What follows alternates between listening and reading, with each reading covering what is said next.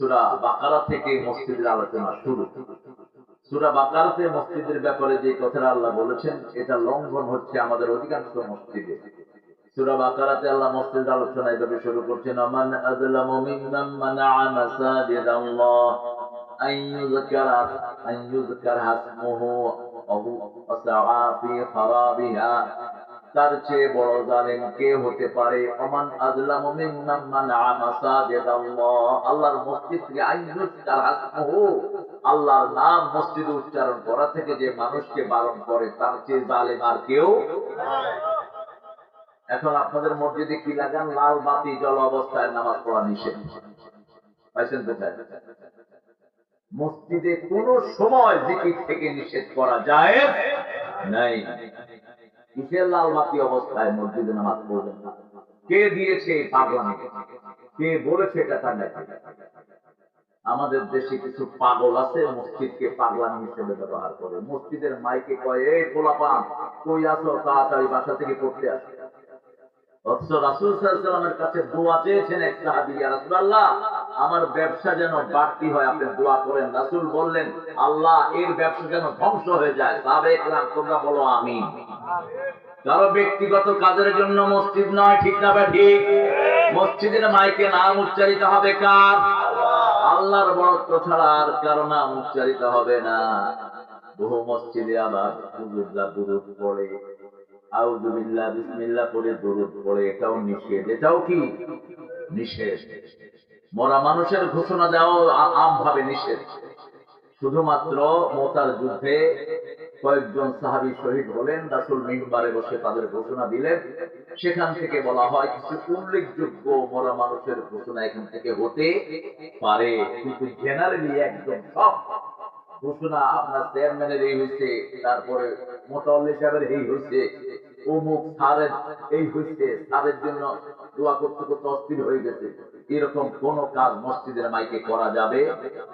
কষ্ট হচ্ছে আপনাদের? কষ্ট হলে আমার করার কিছু নাই, আমি হক কথা বলবো। যার গায়ে লাগে লাগে।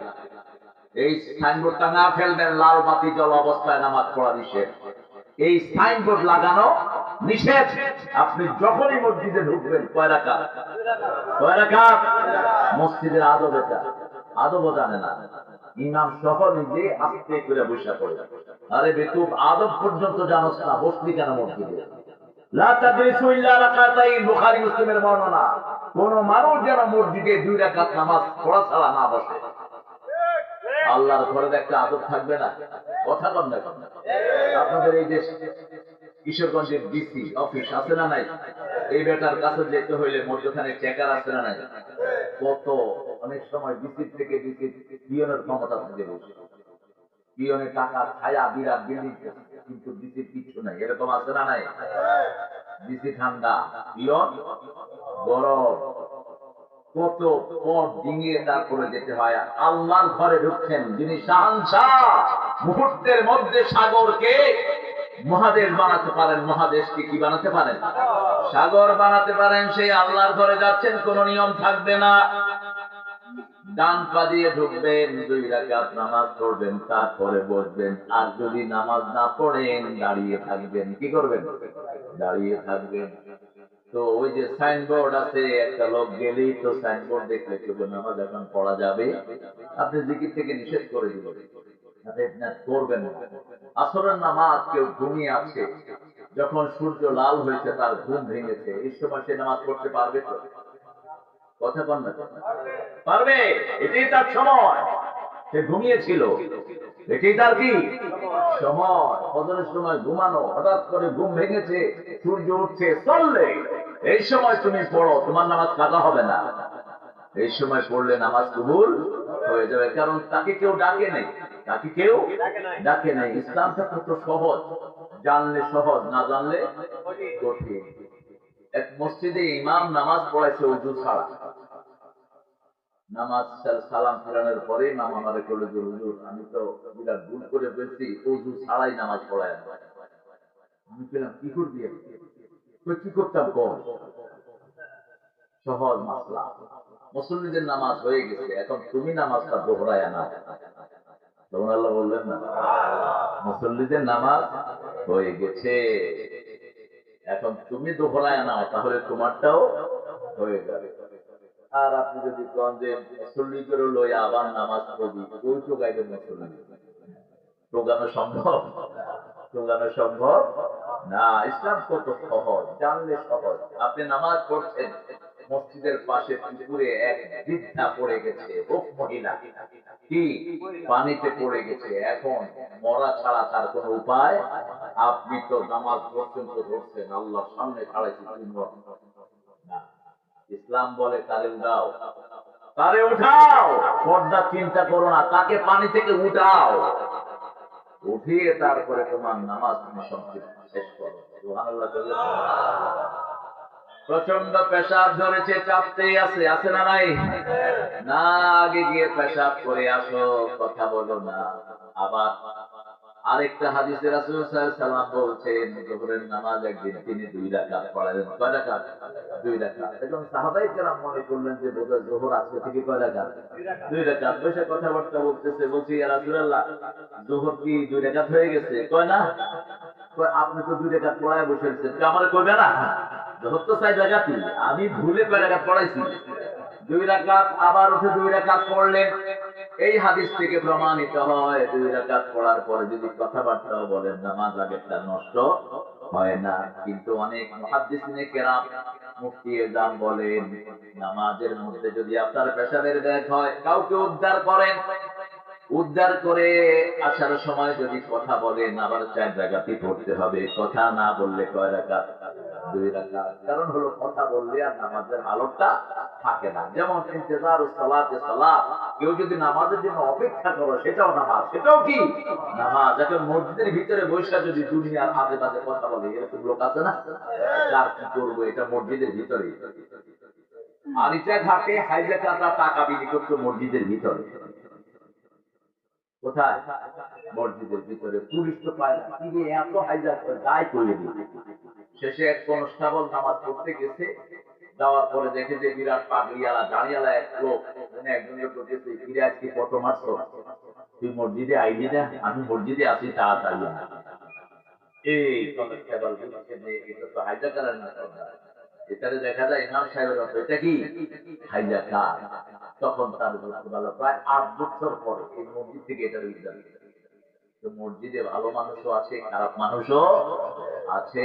এই জন্য মসজিদে ঢুকতে হলে আদব রক্ষা করতে হয়। কোন পা দিয়ে ঢুকবেন? দোয়া পড়বেন কি? আল্লাহুম্মা ইফতাহ লি আবওয়াবা রাহমাতিক। মসজিদে চিৎকার করবেন না। আপনি নেতা হয়েছেন, তাতে কি? আপনার নেতাগিরি বাহিরে। আপনি ডিসি, ডিসির কোন জায়গা নাই মসজিদে। আপনি এসপি, আপনি যেই হন, মসজিদে তুমি একজন চাকরের মতোই তোমার মর্যাদা। পাশাপাশি ভিত্ত দাঁড়াবে আর প্রেসিডেন্ট দাঁড়াবে, কে চাকর আর কে প্রেসিডেন্ট বুঝার কোন কায়দা। আল্লামা ইকবাল বলছেন, একই সাফ মে খড়ে হো গয়ে মাহমুদ আয়াজ, না কোই বান্দা রাহা না কোই বান্দা নওয়াজ। নামাজে দাঁড়িয়েছে গজনবীর প্রেসিডেন্ট মাহমুদ, পাশে তার চাকর আয়াজ দাঁড়িয়েছে। এখন পিছন থেকে বোঝার কায়দা নাই কে প্রেসিডেন্ট কে চাকর। নামাজের সবার মর্যাদা সমান। একজন রিকশাওয়ালা সামনে দাঁড়ালো, আপনি গিয়ে বললেন সরেন, ডিসি সাহেব বসবেন। আপনি হারাম কাজ করলেন, ডিসি পিছনে বসবে। আগে বসতে হলে আগে যাবে বলেছেন মুহাম্মদ সাল্লাল্লাহু। এই যে এরকম ডিঙিয়ে ডিঙিয়ে কিছু বেয়াদব যায় না, কথা বল না। মসজিদের ইমাম গুলো ডরে কথা বলে, আসে এই সামনে জায়গা। আপনাদের পাশের এক জেলাতে আমি এরকম নামাজ পড়াচ্ছিলাম জুমা, তো ওখানে বড় পুলিশের একজন দায়িত্বশীল আসলেন, এসপি অথবা এসে এরকম হাত করে করে আগে। আমি মেহরাবে বসা, বললাম ওখানে বসেন। আবার আসলাম, বস ওখানে।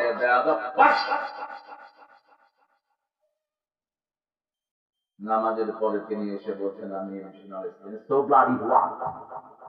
তুমি মসজিদের নিয়ম জানবো না? তুমি মসজিদে যারা আগের কাতারে আসবে তারাই সওয়াব পাবে, তুমি শেষে এসে আগে আসবা, কিচ্ছু পাবা না তুমি, বরং বেয়াদবের খাতায় তোমার নাম উঠবে। ঠিক তবে ঠিক?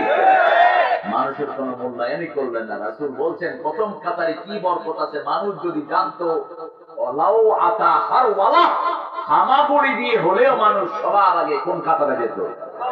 প্রথম কাতারে। আবার রাসূল সাল্লাল্লাহু আলাইহি ওয়াসাল্লাম বলছেন, এসপি সাহেব মিশনারি বিনয় ছিল, সে বলল স্যার আমি জানতাম না। জান ভাই, মসজিদে যাওয়ার আগে মসজিদের জ্ঞান ফরজ, ঠিকটা বেঠি? বিয়ে করার আগে বিয়ের জ্ঞান ফরজ, চেয়ারম্যান হওয়ার আগে চেয়ারম্যানের জ্ঞান ফরজ, তারপরে দোকান চালানোর আগে ব্যবসায়ীর জ্ঞান ফরজ। এগুলো শিখবেন, না শিখলে দুনিয়াও শেষ, আখেরাতও। বিয়ের পরে আপনি কইলেন আমি তো বিয়ের কিচ্ছু জানি না, বউরে কি করবো? ওই যে বেকুবের বিয়ে করাইছে, বেকুব শ্বশুর বাড়িতে গেছে, শ্বশুর এখন কি করবে? তো তার আব্বা শিখিয়ে দিতে, শ্বশুরে আব্বা করবে। তো গেছে, কয় শ্বশুর আব্বা, আব্বা। হ্যাঁ আব্বা বলো, আব্বা হ্যাঁ বলো। শ্বশুর আব্বা আপনি বিয়ে করছেন? কথা বলছে। শ্বশুর আব্বা কয় আমি বিয়ে না করলে তুই এসব করছিস, তুই তো আমার জামাই হয়ে আছে। এরকম বেকুব দুনিয়া আছে না নাই? আপনি যে জায়গায় যাবেন ওই জায়গার জ্ঞান নিতে হবে আপনাকে। মসজিদ আল্লাহর ঘর। যারা মসজিদের কমিটিতে থেকে নামাজ পড়ে না, এদের শাস্তি বেশি না কম? এই মসজিদ তোকে আসামি বানাবে, তুই কমিটির মেম্বার। ঢাকাতে এক মসজিদ কমিটির মেম্বার পেলাম, সারা গালে শুধু মোসের ফোটা, দাড়ি নেই। জিজ্ঞেস করলাম ভাই তুমি কি করো? কয় টুকটাক ব্যবসা করি। আমি কইলাম টুকটাক ব্যবসা তো মদের ব্যবসা, তুমি কেমনে এটা করো? ওই যে বোতল খুলতে টুকটাক হয়তো। সে কয় হুজুর জানলো কেমনে আমি এটা যে করি? মসজিদটার নাম বলবো না।